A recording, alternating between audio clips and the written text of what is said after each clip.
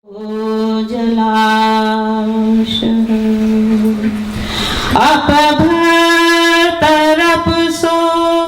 दैव्यस्याभिनुमा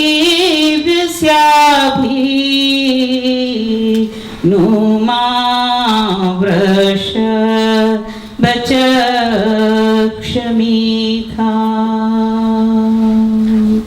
मूसो नसिष्णा वयदन्ति माध्य स्तोतारं शतक्रतौ सुक्रस्तु नो मघवनिन्द मृळयाधापि तेव न भव। आज के यजमान मिसेस सुषमा जी मल्होत्रा और उनके पति, उन्होंने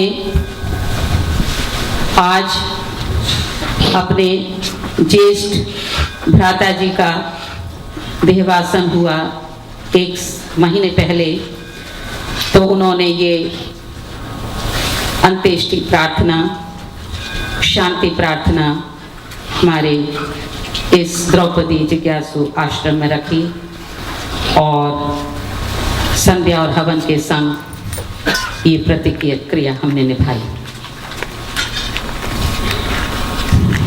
जन्म दिवस, पुण्यतिथि, विवाह दिवस, कोई भी जो बड़े महत्वशाली दिन होते हैं, वैदिक संस्कृति के अनुसार हम हवन की प्रतिक्रिया से ही हमारे सारे सुख और दुख का जो समय बीतता है उसमें यज्ञ से ही शुरू होता है।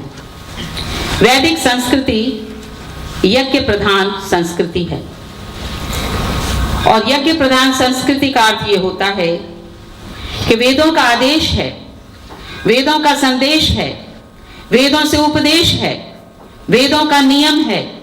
वैदिक संस्कृति जो है, वैदिक साहित्य जो है, एक ही भाषा बोल रहा है और वो ये है कि आपको, हम सबों को यज्ञमय जीवन बिताना चाहिए। यज्ञमय जीवन का अर्थ होता है, यज्ञ सबसे श्रेष्ठतम कर्म माना गया है मानव के जीवन में, और यज्ञ परोपकारी जीवन को यज्ञमय जीवन कहते हैं।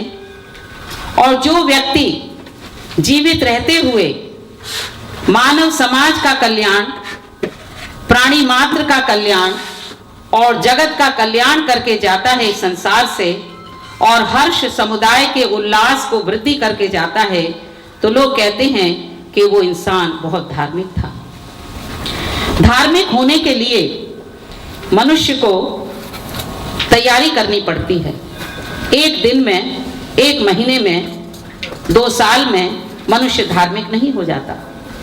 इसलिए उन महान आत्माओं को जिन्होंने देह त्याग दी और जो वो हमें कुछ दे के गए संसार में, तो आज का दिवस सिर्फ अंत्येष्टि प्रार्थना करना ही बस नहीं होता है, हमें उनके जीवन से कुछ सीखना चाहिए। तो ये अंत्येष्टि प्रार्थना क्यों होती है?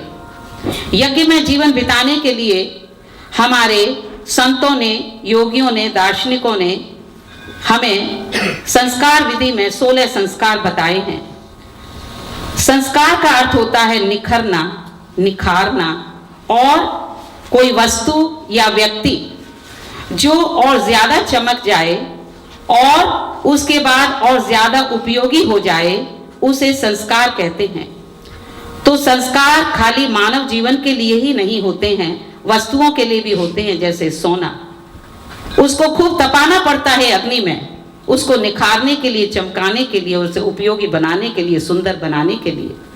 तो हमारे ऋषियों ने मानव जीवन के लिए जन्म के पहले से ही संस्कार शुरू कर दिए हैं। और ये संस्कार 16 संस्कार हैं।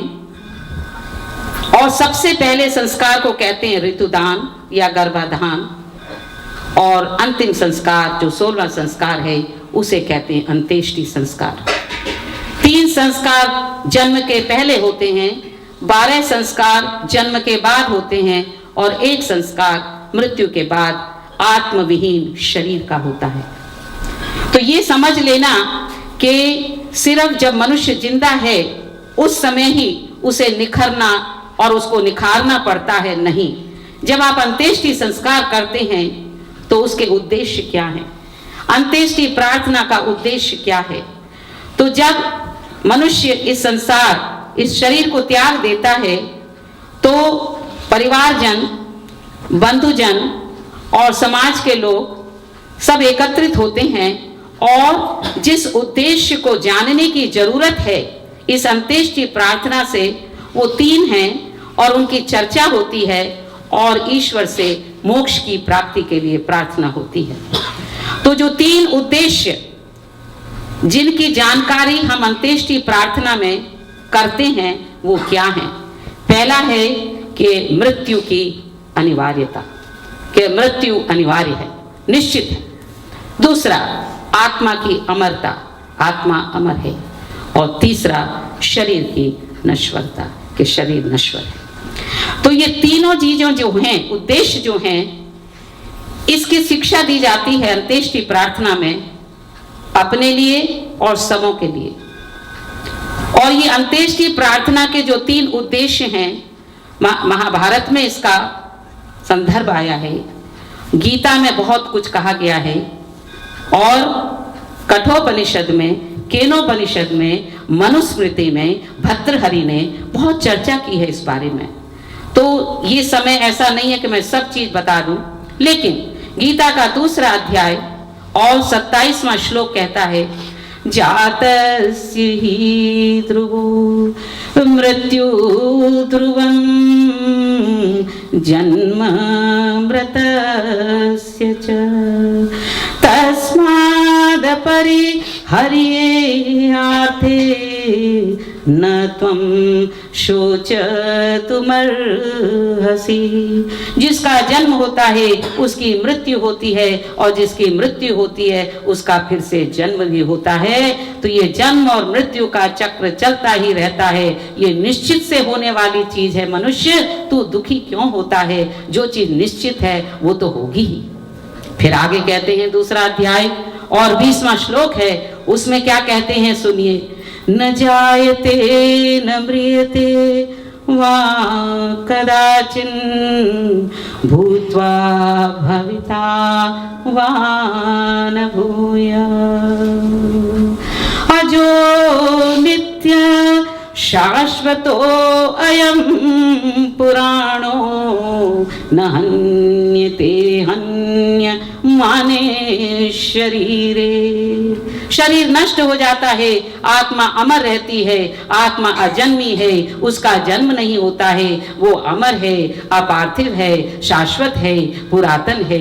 तो आत्मा हमेशा अमर रहती है। मनुष्य तू क्यों दुखी होता है? क्योंकि आत्मा तो अमर है, मृत्यु निश्चित है।